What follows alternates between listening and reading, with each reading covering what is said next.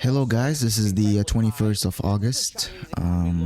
We are currently recording this live from the current market prices right now at 10 a.m. GMT plus 1. On the previous video, we placed a short $6.9 million short position on Bitcoin, and actually I added more shorts, so now it's 7.1 or almost 7,198,000 on BTC, and we opened a new short on Ethereum 15x, $2 million at 4,337. So in the previous video, we went in very briefly why we're still expecting more downside due to many reasons. The first one is that the regular stock market, the S&P 500 and the Nasdaq are showing signs of weakness, as well as important outflows on BTC, which were recorded yesterday of about $530 million. In China as well. Joining us now is Freya Bemis, Chief Economist at TS Lombard. And Freya, great to see you this morning. I've been looking at the world interest rate probability function on the Bloomberg, and the percentage chance that futures are pricing in of a rate cut continues to fall. Last week it was 100% and dwindled down to 95%. Yesterday it was 85%. Today it's 80% even. And of course, if you guys had a look at yesterday's Federal Reserve minutes, you would have seen that there's no rate cuts that are expected to come in the near short term due to the rises in inflation that are caused by Trump's administration and the impacts of tariffs on global imports and exports. So I still think there's going to be more downside to come. The targets that we mentioned yesterday were the following. The first one was basically the previous low, which is at 112,000. And the second target would be towards the $110,000. And I expect that these targets will be reached soon.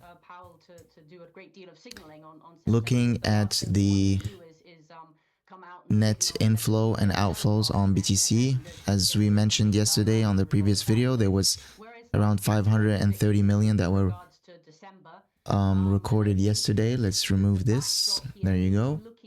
So there were around 523 million that were outflows on BTC's ETFs, and today we have 315 million, which is a significant amount, and therefore I would say that there's going to be more downside coming in these upcoming days.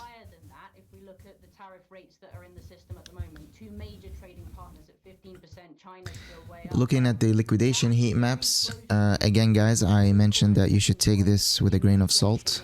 Some of these levels don't never get hit. I've studied heat maps for a pretty long time, and they used to work many years ago, but right now it's really difficult to actually use them for trading. For example, right now on the 24 hours you might see that there's more liquidity to the upside, but the market can easily go south. So let's choose model 2, which takes into account all the leverage, not only 20x and high leverage trades. Let's have a look at the 48 hours. So they're showing upsides, but I wouldn't take this as granted, just with a grain of salt. So let's have a look at our positions. So far we're up $43,000, $33,000 on ETH, and $10,000 on BTC. Usually I like to place bigger sizes on less volatile coins, which is obviously the number one is Bitcoin. Despite being the crypto market is volatile, but it's the less volatile. So it takes a lot of money to actually move Bitcoin than Ethereum and the top 10 coins. Let's have a look at the Ethereum chart. As you can see, we actually, let's refresh. What does the demand side look like to you? Yeah, good point. I think at this moment in So as you can see, we actually took the 4,337 entry. it's not recession. You can see right here, On pause just because of the degree of uncertainty that's been forced upon the U.S. economy.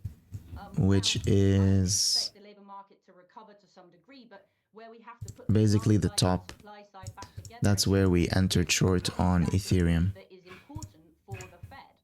If we're seeing labor market prints, What I'm expecting next for Ethereum, I'm expecting another drop towards the bottom of about 5%, which is quite possible.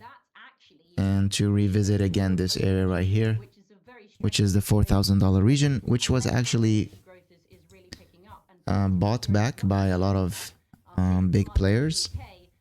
But that doesn't mean that the trend is going to continue to the upside for the near short term. Let's have a look at traditional markets. The West Coast and AI, the great promise of AI is the fact that it can boost productivity. I'm on ChatGPT for hours every day. Not sure if I'm any more productive because of it, Freya, but you don't see that adding to productivity growth, at least in this economy, this exceptional economy here in America? The Nasdaq is still showing signs of weakness. We got this huge drop since basically before yesterday on the 19th. And we have this small bounce, but it's still insignificant in the overall global trend. So what we're witnessing basically is a weakening of the bullish trend, right? And the reason why you can see that it's getting weakened, basically you have these big drops of about 4% over here on the index, as opposed to the jobs that we had over here. They were about 1%, and over here another 1%. So you can just compare the corrections, and you can see that the corrections are much bigger right now on the regular stock market. And as we explained yesterday on the small video that I posted, that basically the crypto market is not going to be any different from the regular stock market, because the nature of the participants is the same. So those institutions are just diversifying their portfolio into riskier assets like Bitcoin, Ethereum, and altcoins. And therefore, when they decide to de-risk or to rebalance their portfolio, you're going to see major sell-offs in the crypto market and eventually big corrections.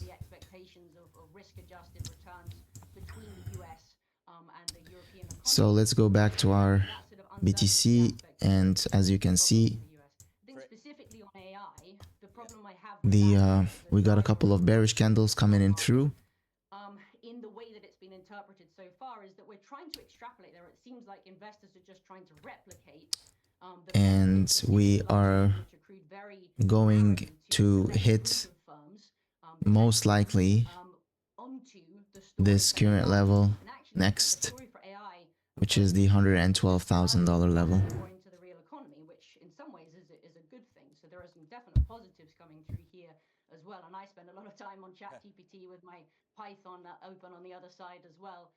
And there certainly are a lot of productivity enhancement measures that will come through as well. But that's true as much for an Italian service sector firm as it is for a US firm as well. And if there's a demand-led story there, then that's likely to come through.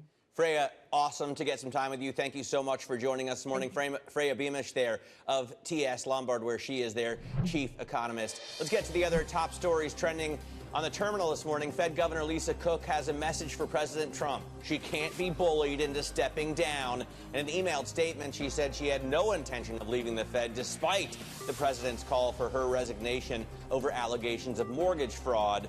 A resignation would, if it happened, create another opening for Trump to fill on the Fed board. Shake up on Wall Street. Bank of America announced several leadership changes. Faiz Ahmed and Mike Jew were named the new co-heads of its global investment banking unit. The bank also announced a number of other changes in its corporate, banking, and markets units as they shuffle the decks there.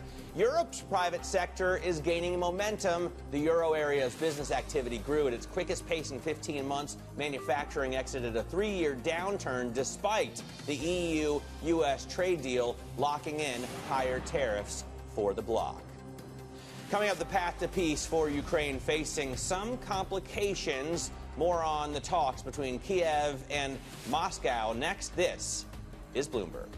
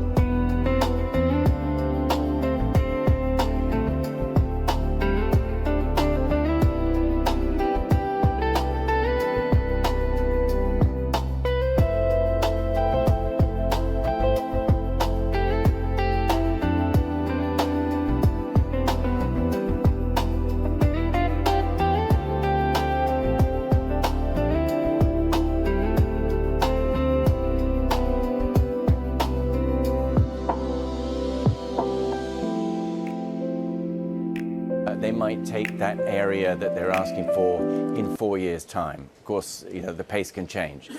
There's a second, much larger group of territories that they are asking for in the provinces of Zaporizhia and Kherson, which is further south and a little further to the east. They aren't saying at the moment that those must be part of an initial deal, but they are also saying that they do belong to Russia.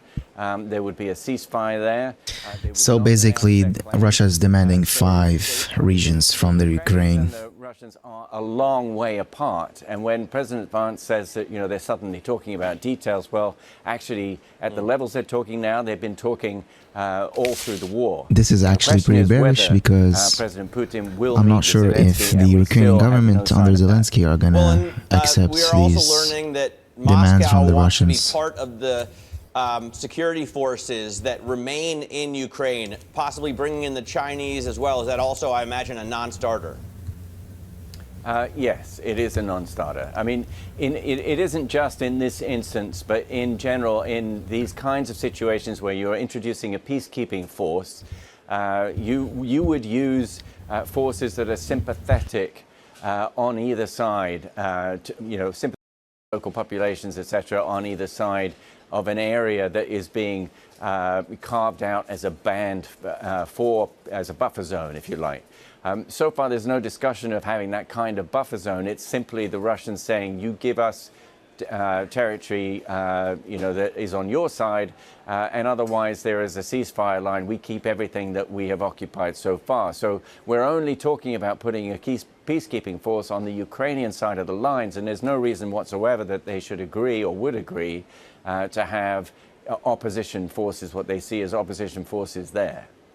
All right, Mark, great to get your take on this. Mark Champion covers geopolitics for us. He writes for Bloomberg Opinion. You can check out his work by typing OPINGO on the terminal or searching for it on Bloomberg.com. This is Bloomberg.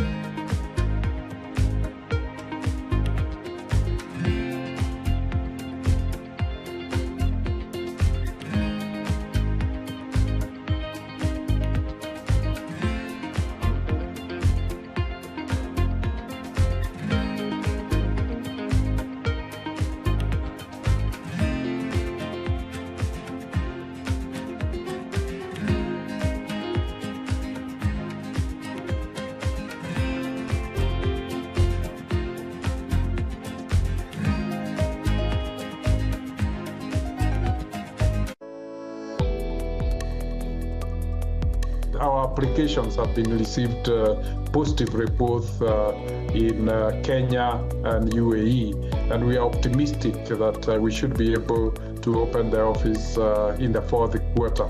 We think the Middle East have deep capital sources.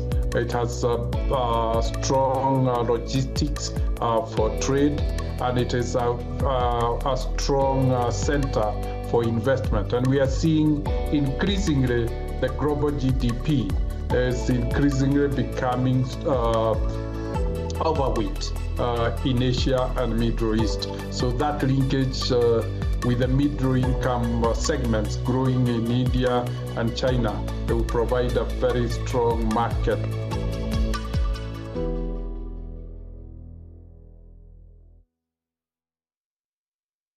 At a time when policy in Washington is driving Wall Street, we draw a distinction between the rhetoric and the action, bringing you market-moving guests and original reporting. This is Bloomberg Surveillance. In case you missed it, on Bloomberg Open Interest. When we look at our portfolio, we see an IPO pipeline that's the biggest since it's been in 2021. In M&A and IPOs, we've actually had close to record performances in that space. We're going to have an interesting year. We're having a lot more conversations around putting dates on calendars. I think we could see a very active second half of the year. Don't miss Open Interest live weekdays.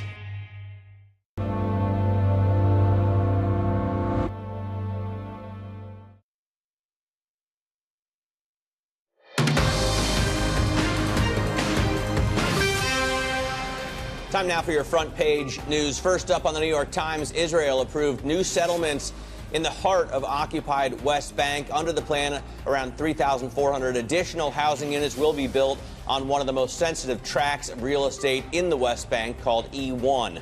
According to Israel's finance minister, the idea of a Palestinian state is being erased from the table.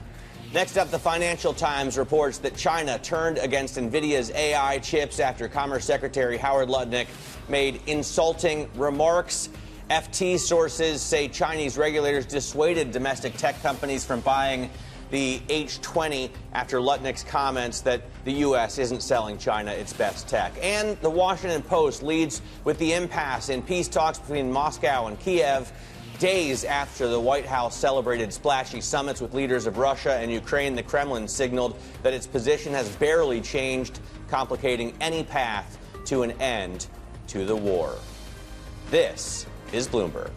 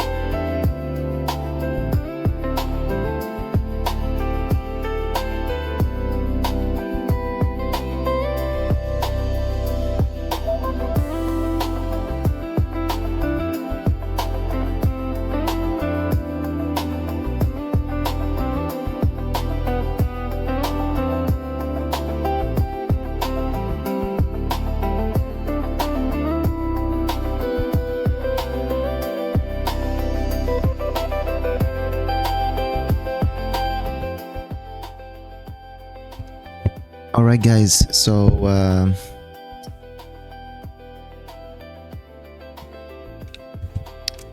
as you can see, the market is going to make a move at the US opening, most likely, so we will upload the second part of this shorts videos. And as I stated, I remain bearish. No signs to actually long any altcoins for the moment. I think they're still going to be severely impacted if Bitcoin drops a couple of percent. And yeah, we'll keep you updated for the second part, which will be this afternoon. Alright guys, so take care and see you soon.